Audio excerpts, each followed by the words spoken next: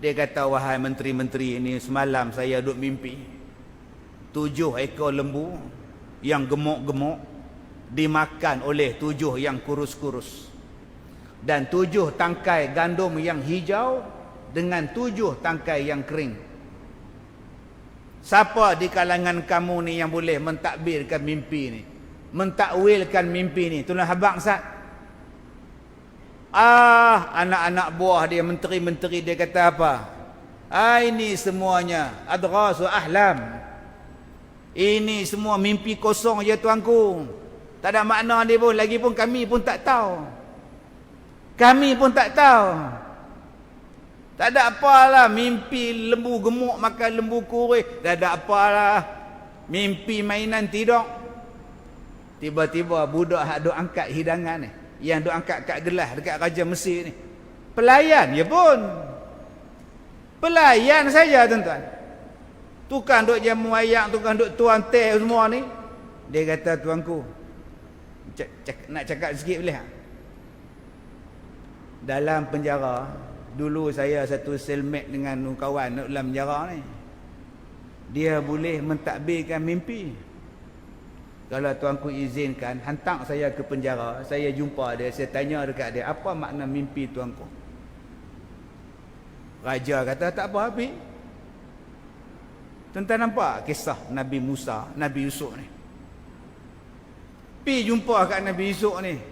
Dia kata, Yusuf, ni bahasa saya lah. Raja kita mimpi 7 ekor lembu kena makan dengan 7 ekor lembu hak kurus. Lepas tu ada pula tangkai hak hijau jadi tangkai kering ni, apa cerita ni? Oh, tu tandanya hampa ni ada masalah. 7 tahun kebelakangan ni hampa tanam banyak-banyak tanaman. Besarkan tanaman, hebatkan tanaman, biak besar-besar.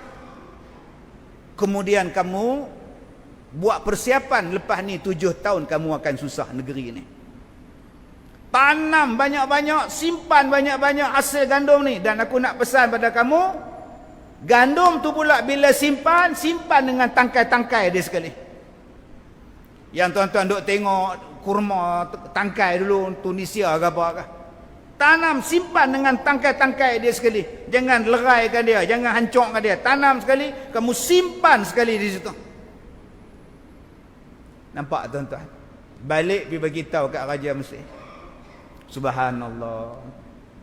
Apa yang Tuhan nak cerita kepada kita ni tuan-tuan? Tuan-tuan tengok kisah Nabi Ibrahim, dia menyembang dengan Namrud. Tuan-tuan tengok Nabi Musa, dia menyembang dengan Firaun. Tuan-tuan tengok Nabi Yusuf, dia bercakap dengan Raja Mesir. Adakah mereka ini sekadar berdialog? Nabi Musa berdialog dengan Firaun. Adakah sekadar dialog saja? Ataupun ada benda lain yang Allah nak cerita kepada kita di dalam Al-Quran, di sebalik dialog itu? Cuba kita tengok Nabi Ibrahim berdialog dengan Namrud. Ana uhyi wa umit. Kata Namrud, aku ni Tuhan. Aku boleh menghidup dan aku boleh mematikan. Kata Nabi Ibrahim, baik kalau engkau kata engkau boleh mati dan kau boleh hidupkan orang, Tuhan aku, kata Nabi Ibrahim, boleh angkat naikkan matahari daripada timur, turun di barat. Kalau hang betul Tuhan, hang naikkan matahari daripada barat. Kalau betul hang Tuhan. Fabuhital ladzi kafar. Diam Namrud. Tengok dalam kisah Nabi Yusuf, bila dia nak jadi beraja selepas tu, menteri di Mesir, apa dia cakap? 7 tahun kamu akan berhadapan dengan musim pertanian yang bagus. Cantikkan pertanian, simpan elok-elok selama 7 tahun. Kalau kamu nak makan pun sikit-sikit sudah, yang lain kamu simpan. Buat persiapan untuk 7 tahun yang akan datang. Cara nak simpan dia ialah gandum tadi simpan dengan tangkai sekali. Tuan-tuan, Ni kisah apa ni Ustaz? Kisah Nabi Yusuf lah. Tahulah kisah apa? Kisah pertanian. Kisah pertanian disebutkan oleh Allah di dalam surah Yusuf, bagaimana pertanian begitu hebat. Yang kedua, apa yang Allah nak cerita tentang proses ekonomi. Bahawa ekonomi itu tidaklah akan berada pada satu tahap yang statik. Maknanya kalau berkembang je. Kalau dia jatuh saja. Ekonomi sekejap dia elok, sekejap dia turun. Sekejap dia elok, sekejap dia turun. Di sini digambarkan bahawa ekonomi kamu, cuaca kamu, faktor yang menjatuhkan ekonomi kamu, dia bergerak dalam rangka 7 tahun. 7 tahun ekonomi cantik. Tapi ingat, mungkin selepas ni ekonomi kamu tidak cantik. Tuan-tuan yang saya hormati, orang menganggap bahawa ini bukannya ada apa-apa, semata-mata kisah. Tapi kalau orang mengkaji Al-Quran, subhanallah, tabarakallah, kita menolak pertanian. Kita tak suka pertanian. Universiti pertanian pun tukar nama. Punya tak maunya pertanian. Dulu ada agak universiti pertanian. Lah tak ada. Tukar habis lah. Dia kata kita nak jadi maju. Kita nak maju 20-20. Alah 20-20 maju tak mana. Mai abang mai. Kita nak jadi negara industri. Lah di mana industri? Tuan-tuan nak makan apa? Abang kat saya nak makan apa lah sekarang ni? Kalau ada beras tu boleh makan lagi. Kalau ada pokok boleh makan lagi buah dia. Kalau ada kebun boleh makan lagi. Kalau ada dusun boleh makan lagi. Kalau ada kebun pisang boleh makan lagi. Kalau ada kebun jagung boleh makan lagi. Tapi orang tak nak ikut Quran.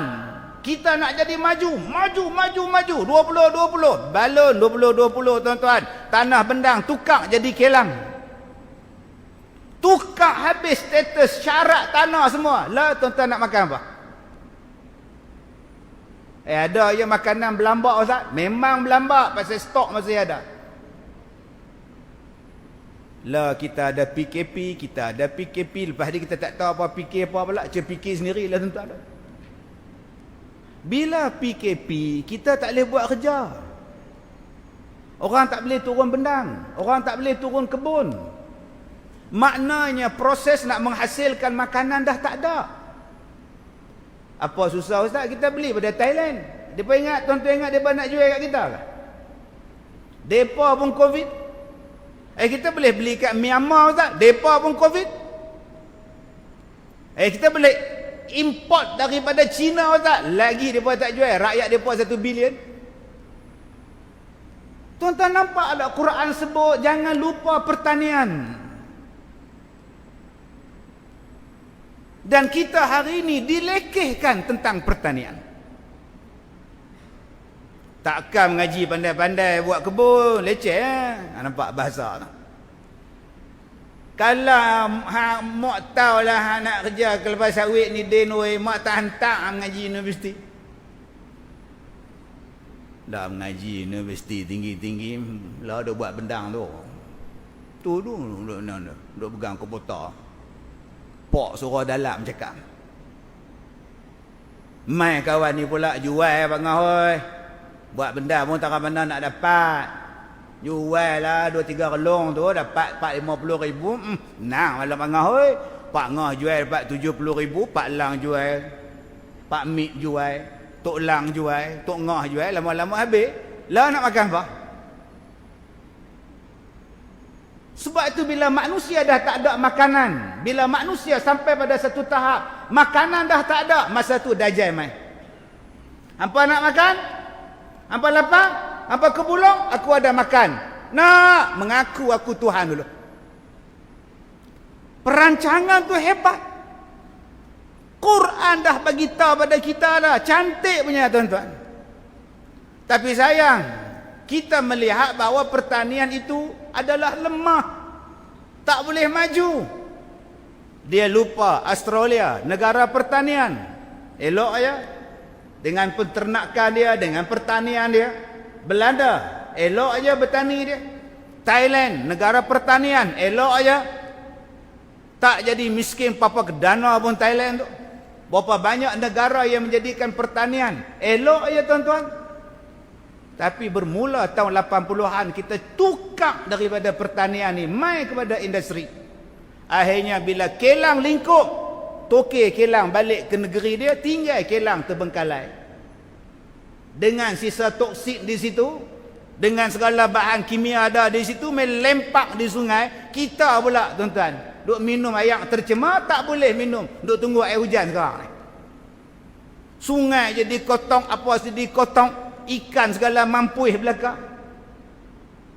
Tapi orang tak nampak ini Quran cakap.